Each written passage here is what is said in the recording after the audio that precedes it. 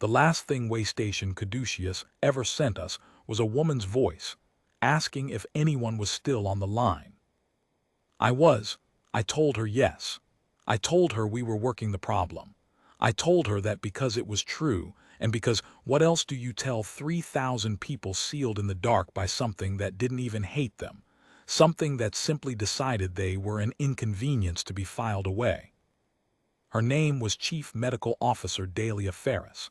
She had been running the station's trauma ward for 11 years.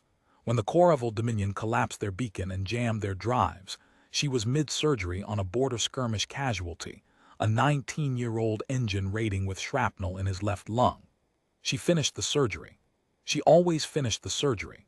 She was still finishing surgeries when the life support cycled down to emergency reserves, and she was still at it when the reserves gave out. I know this because we found the logs. We found everything eventually. That is the other thing about the Corrival Dominion, they are meticulous. They filed the closure of way station Caduceus as a navigational exclusion zone, reference code 7 Orin, subcategory, unregistered structure, border adjacency, potential interference with transit lanes.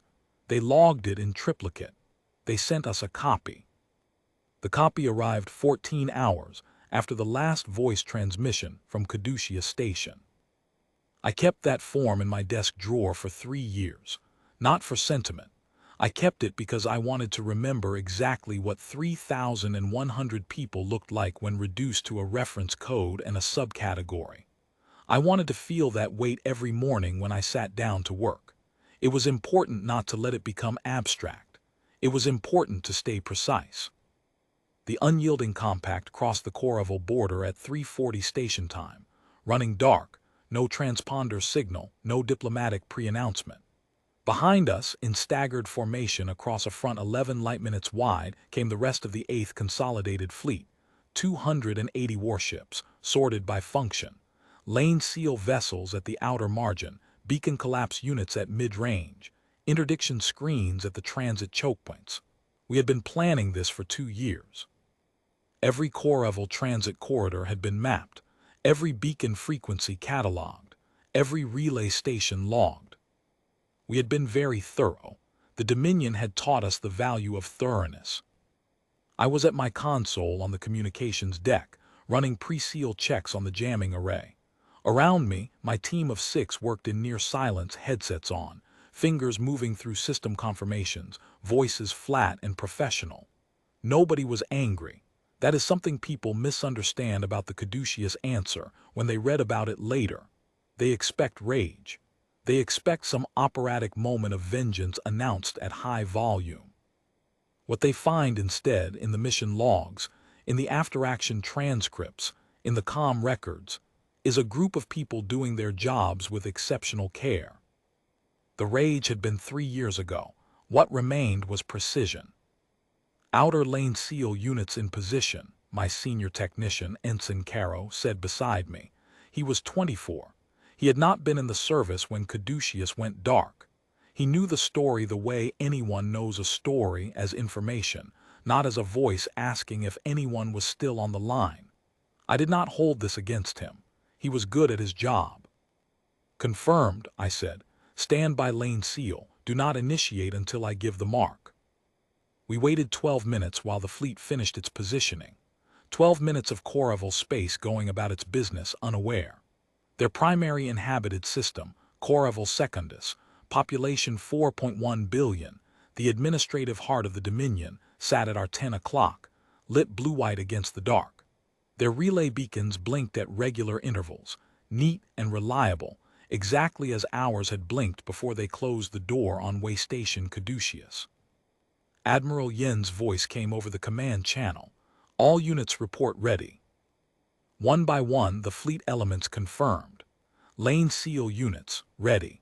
Beacon collapse arrays, ready. Interdiction screens, ready. Emergency medical attachment, 4 hospital ships positioned at the outer margin, visible on Corrival sensors but outside jamming range because we were not the Corrival Dominion and we were going to make that difference legible, ready. LT Commander Ash, Admiral Yin said, you have the mark. I had thought about this moment for 3 years. I had not thought about it in the way of someone who expected to feel something enormous. I had thought about it the way you think about a calculation you need to get exactly right. The numbers had to match. The duration had to match. The silence had to be the same silence, held for the same length of time, so that what we were doing could be read clearly by anyone who came after and tried to understand it. 3,100 people, 41 hours and 17 minutes from the moment Corevel sealed them to the moment the last life support reserve gave out. That was the duration we had filed. Reference code 7 Orin, subcategory, navigational exclusion, Dominion filing. We had kept their form. We were going to use their form. Mark, I said. The jamming arrays came up simultaneously across the entire front. Corevel's outer transit lanes closed in a cascade. I could see the confirmation lights on my board, green to amber to red, each one a corridor sealed. Their beacon network began dropping a moment later as the collapse units engaged, frequency by frequency, working inward from the system margin. On my secondary screen, I watched their emergency relay network try to compensate, routing around the gaps, and then watched our interdiction screens close those routes too. It took 6 minutes to seal a civilization. I sat at my console and thought about how long it had taken them to seal a way station. The paperwork suggested it had taken about 4 hours, including review. We were faster. That was not something to be proud of exactly, but it was accurate. The first Corevel transmission broke through 11 minutes after the seal closed, a tightly focused burst on a military frequency, directed at the nearest Dominion relay beacon, which was no longer there. The burst went nowhere. They tried a broader cast 2 minutes later, then a distress pulse on the emergency interstellar frequency, which our jamming array absorbed cleanly. On my board, each attempt registered as a small amber spike, and then nothing. I did not reply. My orders were clear, and my orders were a mirror of theirs. They had not replied to Waystation Caduceus either. By the 3rd hour, they had identified the hospital ships at the outer margin and were directing transmissions at them. The hospital ships were not equipped for jamming and were not instructed to maintain silence. They were there to be seen. To make the distinction visible, they received the transmissions. They did not respond. They had their own orders, and their orders were to hold position and to make note of every transmission received, so that the full log could be forwarded to Corevel authorities at the conclusion of the seal period. We were keeping records. We had learned from the best. I rotated my team at the 6-hour mark, bringing in the relief shift and taking a brief meal in the corridor outside the communications deck. I ate without tasting it. Around me, the ship ran its ordinary rhythms, ventilation, the low pulse of the drives holding station, the occasional announcement from the deck above. Everything quiet, everything working as it should. I thought about Caduceus Station at hour 6. By hour 6, Dahlia Ferris would have understood that no one was coming on schedule. She had been a methodical woman. I had read everything written about her afterward, and she would have begun her own calculations. How long the reserves would hold, how to triage the triage, which patients could be stabilized with the least power draw. She had been a woman who dealt in the arithmetic of survival. I finished my meal and went back to my console. The Dominion made 7 more contact attempts over the following 18 hours. Their messaging shifted in character over that time, from terse military identification queries to increasingly specific requests for clarification, to what our linguists later categorized as formal diplomatic protests, to something that in the final hours read less like a protest and more like an appeal. We logged every transmission, time-stamped and indexed. We acknowledged none of them. At hour 39, Admiral Yin called me on a private channel. "Ash, how are you holding?" "Fine, sir," I said, which was not entirely true and was not entirely false. 41 hours and 17 minutes from your mark. You want me to have someone else call the lift?" I considered this for a moment. It was a reasonable offer. It was also not what I wanted. "No, sir," I said. "I'll make the call." He didn't argue. He understood why I'd asked for this assignment. He understood what the drawer with the form in it had meant. At hour 41, I began preparing the lift notification. It was a brief document. It identified the duration of the seal, 41 hours and 17 minutes, matching to the minute the duration logged in Corevel reference code 7 Orin, and cited that reference code explicitly.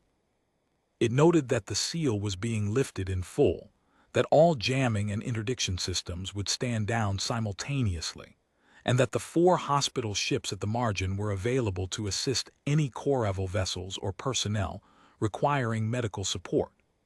It noted that a full record of all Corevel contact attempts during the seal period had been compiled and would be transmitted along with this notification.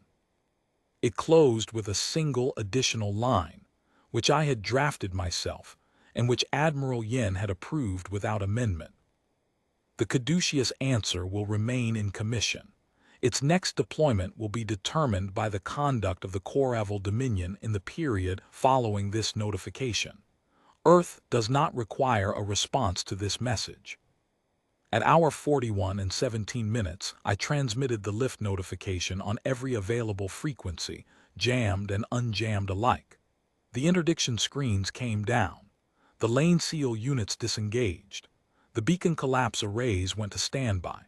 Across 11 light minutes of Corevel space, the corridor lights on my board shifted from red to amber to green, each one a door opening. Corevel's relay beacons came back online within seconds. Their emergency traffic lit up immediately, not directed at us, just internal, their own systems reorienting, checking status, confirming what had been lost and what remained. The chatter of a civilization re-establishing contact with itself. It sounded, through my headset, a great deal like relief. I sat with that for a moment. I was not without feeling.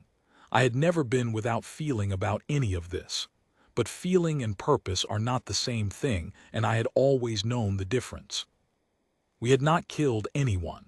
We had not destroyed anything. We had not fired a single weapon. We had sealed them in the dark for 41 hours and 17 minutes, given them a record of every moment of it, and left them to decide what to do with the information that Earth kept its own books and knew how to file a form.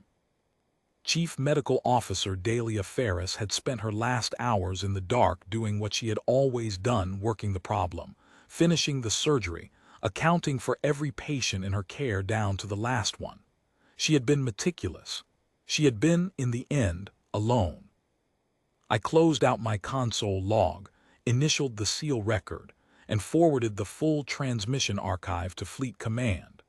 Then I sat for a moment in the quiet of the communications deck, listening to the ordinary sounds of the ship. 3,100 people, 41 hours and 17 minutes. The Corevel Dominion had it in writing now, with our reference number on it. They were welcome to file it wherever they liked.